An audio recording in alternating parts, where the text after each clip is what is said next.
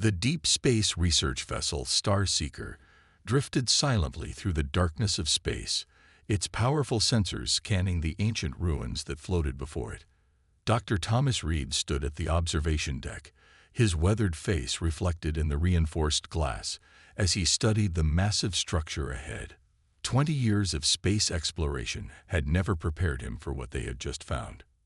"Doctor, you need to see this," called out Jack, the team's young archaeologist. His voice trembled with excitement over the ship's intercom. "We found something in section C7. It's unlike anything we've ever seen." Reed made his way through the ship's corridors, his footsteps echoing against the metal floors. The artificial gravity felt heavier today, or maybe it was just the weight of anticipation. When he reached the research lab, he found his team huddled around a holographic display. The artifact they had recovered was small, no larger than a book, but its surface shimmered with an inner light that pulsed in steady rhythm. Strange symbols crawled across its surface, changing and shifting as if alive. "What do we know about it?" Reed asked, adjusting his glasses. Linda, their technology expert, looked up from her data pad. "It's giving off energy readings similar to our quantum computers, but thousands of times more powerful. And look at this." She pressed a button, and the holographic display expanded to show a complex series of diagrams. "These aren't just random patterns," Reed muttered, leaning closer. "They're star maps. Ancient ones." His eyes widened as he recognized a familiar configuration. "That's our solar system, but—" He paused, frowning. Something's wrong. In the maps, Earth's solar system was surrounded by a complex network of what appeared to be artificial structures. None of these structures existed today, but the data suggested they had been there for millions of years. More troubling was the fact that in these ancient maps, Earth was marked with symbols that translated roughly to containment zone. "There's more," Jack said, pulling up another display. "We found references to something called the Architects. According to this, they were an advanced species that shaped the development of the galaxy. But look at this entry about Earth." The text was cryptic, but clear enough to send a chill down Reed's spine. "Specimen group isolated by design. Monitoring continues. Development proceeds as planned." Before Reed could process this information, the ship's alarm system blared to life. Red warning lights flashed through the corridors as the captain's voice crackled over the intercom. "All hands to stations. We've got energy readings off the charts." The artifact had begun to pulse more rapidly, its light growing brighter. The symbols on its surface were moving faster now, blurring into streaks of light. "Everyone back," Reed shouted, but it was too late. A beam of energy shot from the artifact, striking the ship's main computer terminal. The screens flickered, went dark, and then lit up with new information. Lines of alien code cascaded across every display in the lab. As the team watched in stunned silence, the code began to translate itself into English. A message appeared. "Guardian Protocol activated. Human presence DETTE. Beginning assessment of development projects." More text followed. "Warning. Isolation parameters BREACHED.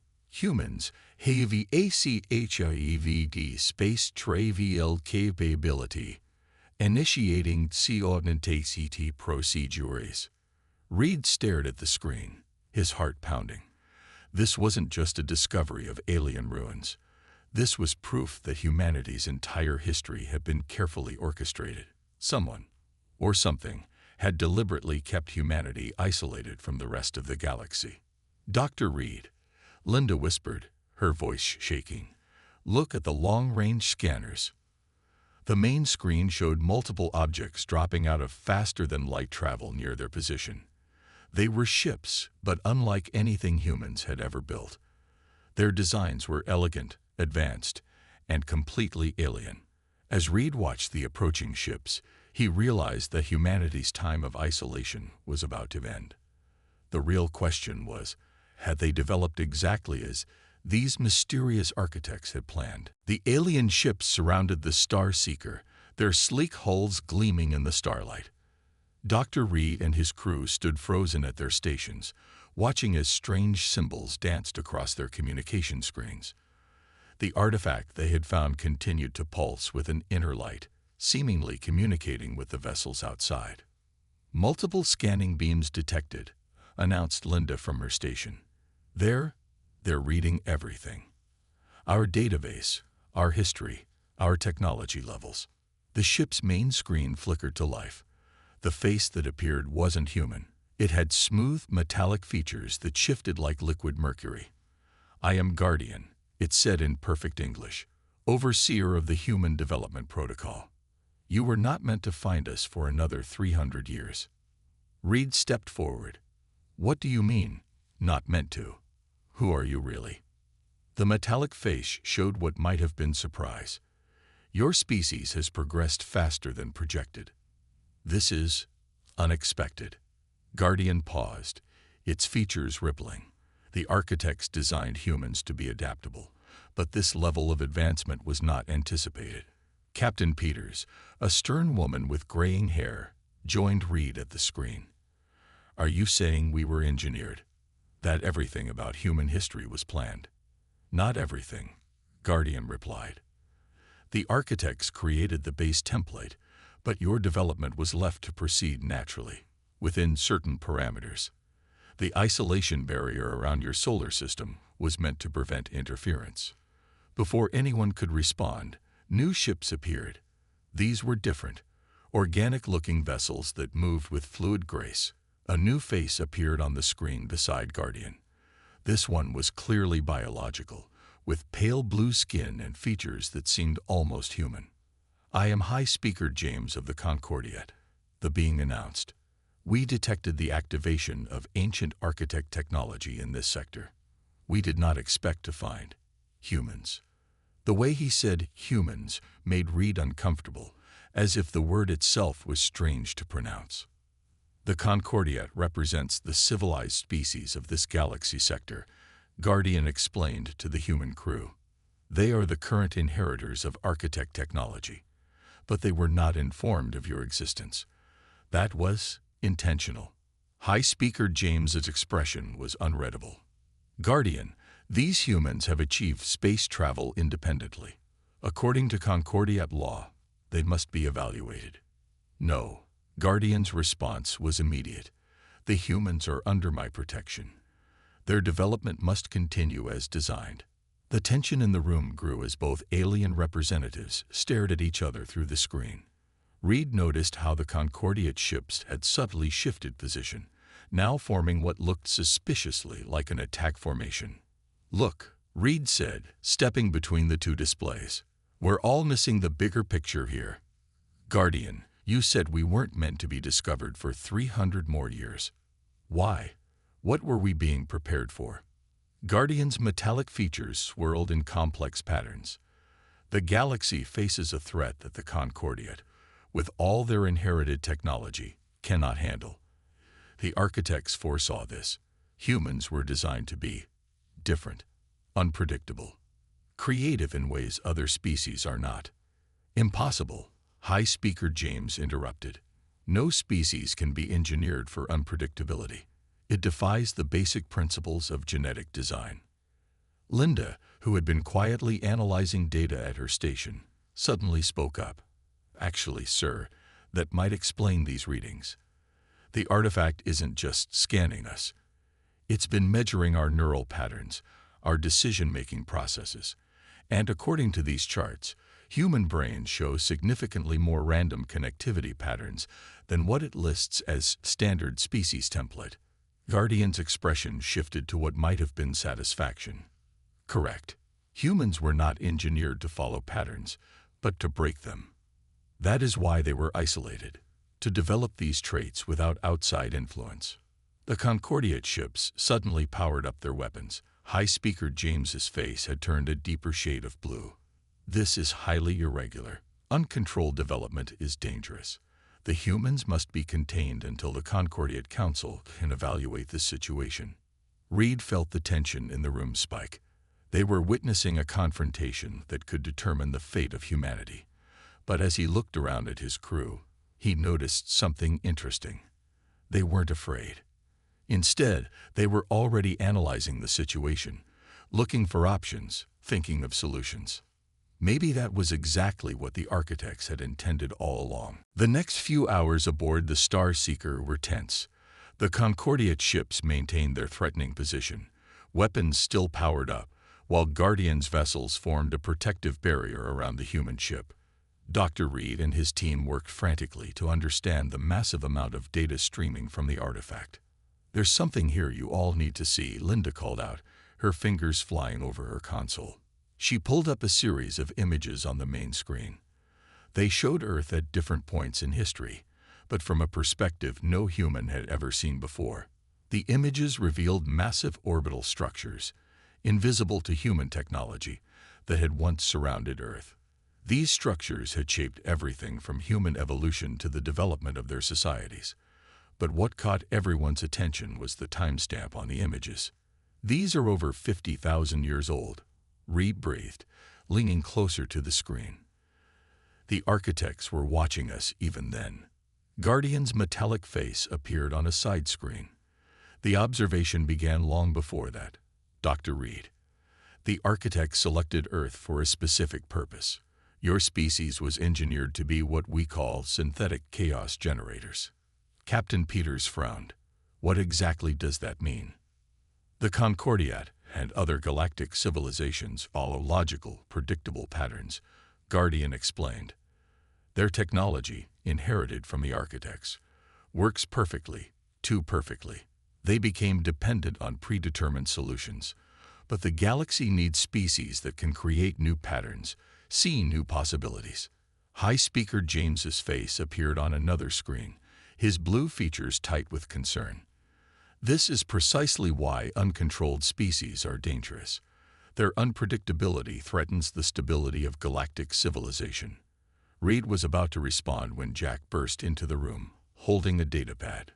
"Doctor, you won't believe what I found in the artifacts database. The architects didn't just engineer humans to be unpredictable. They engineered us to be survivors."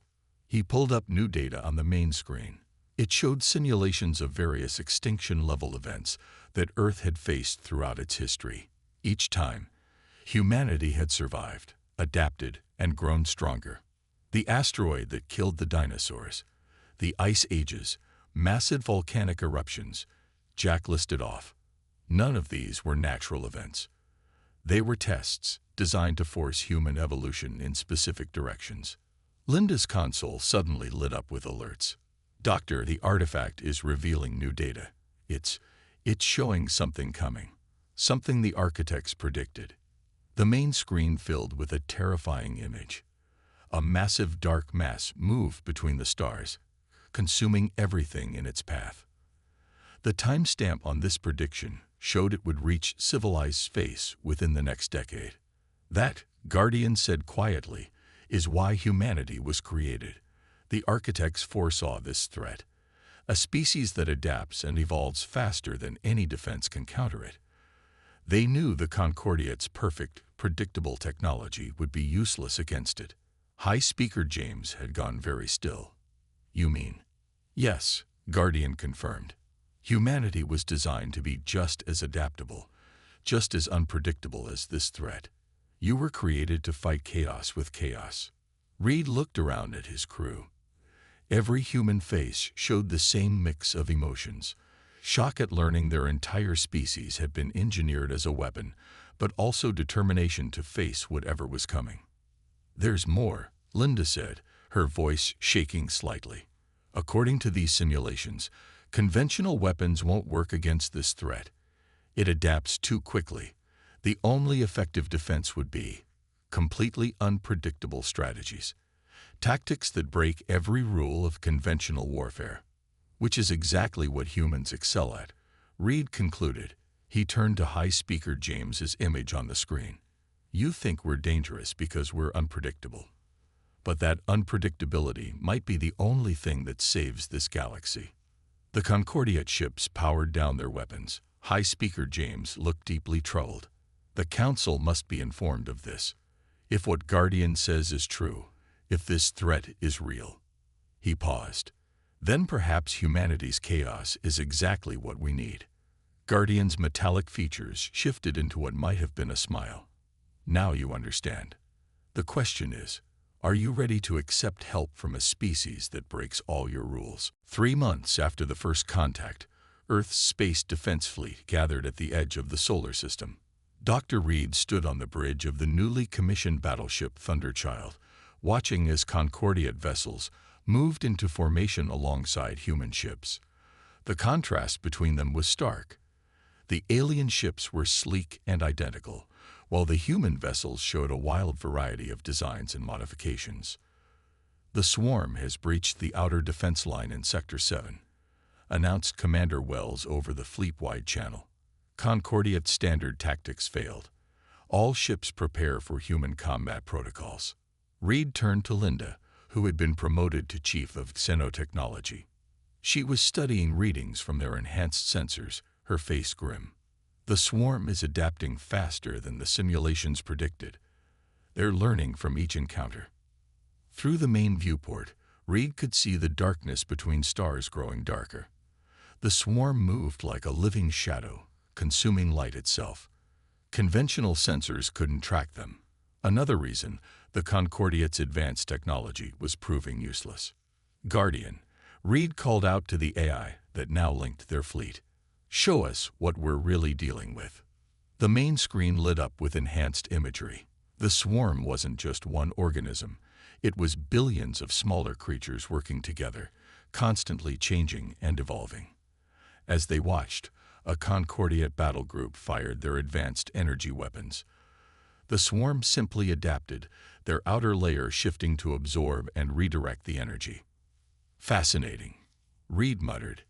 "They don't just evolve between battles. They evolve during them." High Speaker James's face appeared on a side screen. His blue features showed clear worry. "Our weapons are useless. The swarm adapts to every standard combat pattern. We cannot defeat an enemy that learns this quickly."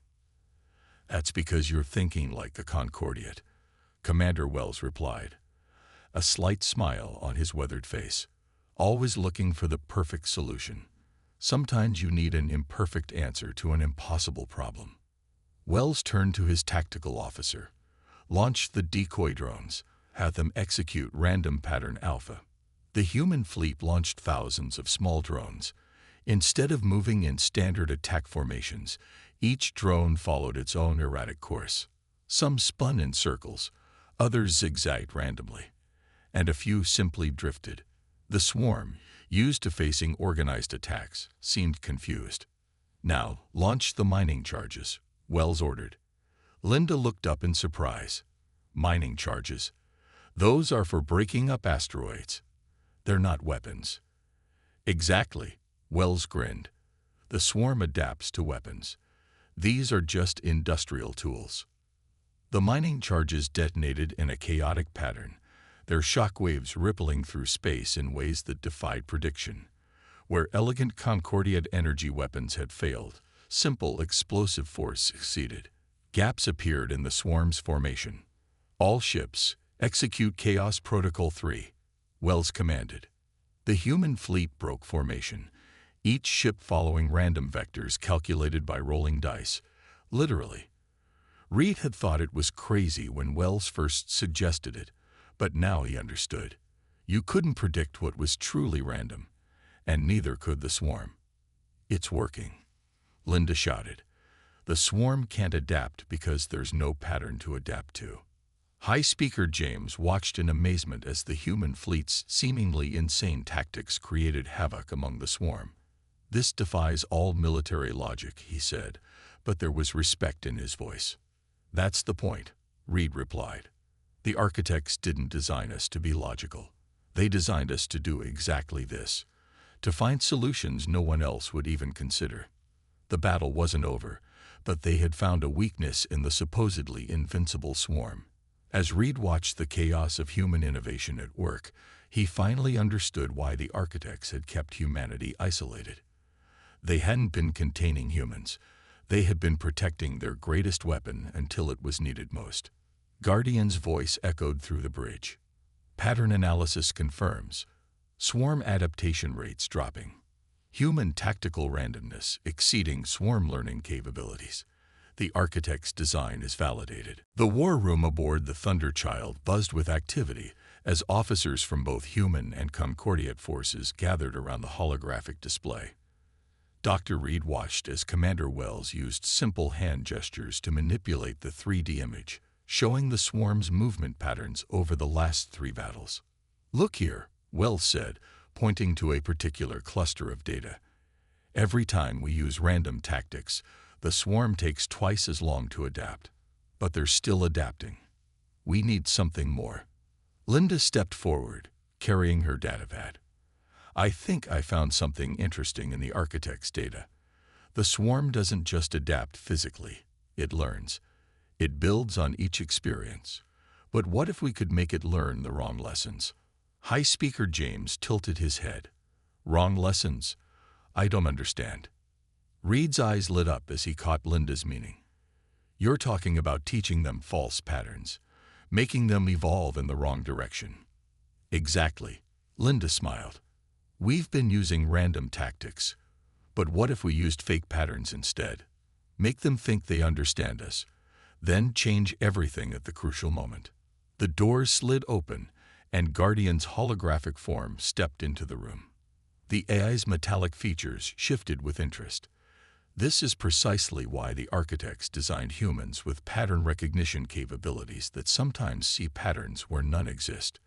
You can create false patterns that even an adaptive intelligence would believe. Wells was already typing commands into the tactical console, like a boxer who pretends to have a weak left guard, encouraging the opponent to attack there, only to surprise them with a prepared counter-move. But the swarm would adapt to that tactic after the first use. High Speaker James protested. "Not if every ship does something different," Reed replied. "Not if we create hundreds of false patterns at once." The next battle proved their theory. The human fleet launched what appeared to be a standard attack pattern, something the swarm had seen before. But each ship had secretly prepared a unique deviation from that pattern. When the swarm moved to counter the expected attack, they found themselves caught in a web of unpredictable responses. "Look at these readings," Linda called out from her station. "The swarm is actually devolving. They're trying to adapt to so many false patterns at once that they're losing their cohesion." Through the view screen, Reed watched as the massive dark mass of the swarm began to break apart. Some segments tried to adapt to one pattern, while others adapted to different ones. For the first time, the seemingly unstoppable force showed signs of confusion. Guardian's voice carried a note of satisfaction. "The architect's design is working better than projected. Humans are not just creating chaos, they are weaponizing the very concept of unpredictability." High Speaker James stood at the tactical display, his blue features showing astonishment. "In all our years of inheriting and perfecting architect technology, we never considered using imperfection as a weapon. We always sought the perfect solution. That's exactly why the architects created us differently," Reed explained. "Sometimes the best solution isn't the perfect one. It's the one the enemy can't predict." Commander Wells turned from his tactical display with a grin. "And speaking of unpredictable, Linda, show them what you and your team cooked up in engineering." Linda activated a new hologram, showing what looked like a modified mining drone. "We took those mining charges that worked in the last battle and made some creative adjustments. Who would have thought old Earth firework technology could be adapted for space warfare?" "Fireworks?" High Speaker James asked, confused. "An old human technology for celebrations," Reed explained. "Completely random color and explosion patterns. We've modified them to release charged particles that disrupt the swarm's communication patterns. They'll never expect us to attack them with party decorations." Guardian's metallic features formed what might have been a smile. "And that, High Speaker, is the true power of human creativity. They don't just think outside the box, they question why there needs to be a box at all." The swarm was far from defeated, But for the first time since the war began, they were on the defensive. Humanity had brought something new to the battlefield: the power of controlled chaos. The discovery came during what should have been a routine analysis of swarm debris. Dr. Reed stood in the Thunderchild's lab, staring at the test results with growing disbelief. He ran the tests 3 more times, but the results stayed the same. "Linda," he called out, his voice tight with tension, "I need you to verify something." Linda walked over, looking at the molecular analysis displayed on his screen. Her eyes widened. "This can't be right. These base patterns, they're the same as human DNA." Reed finished. "Not identical, but the core structure, it's definitely architect technology." Guardian's hologram materialized in the lab. "You have discovered what the architects intended you to find. The swarm was their creation, just as humanity was." The door slid open as Commander Wells and High Speaker James entered the lab. They had been in a strategy meeting when Reed sent his urgent message, both created by the architects. Wells asked, his face showing confusion. "You mean we're fighting our own cousins out there?" "Not cousins," Guardian corrected. "More like mirror images. The swarm represents pure adaptation without creativity. Humanity represents creativity guided by adaptation. You were created as opposing forces."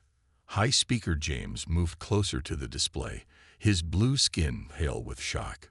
"This entire conflict, it's a test." "More than a test," Reed said slowly, pieces falling into place in his mind. "It's a forge. The architects weren't just testing humanity. They were tempering us, like steel and fire." Linda pulled up more data on the main screen. "Look at these patterns. Every time we fight the swarm, both sides evolve. But while they just adapt physically, we're developing new ways of thinking, new technologies, new strategies. The swarm is not your enemy," Guardian explained.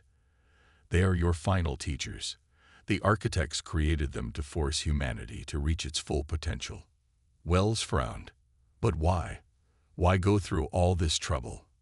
Reed turned to the tactical display, watching the movements of both fleets. "Because the architects needed successors. Not just people who could use their technology, but people who could improve it, adapt it, create new things from it." He looked at High Speaker James.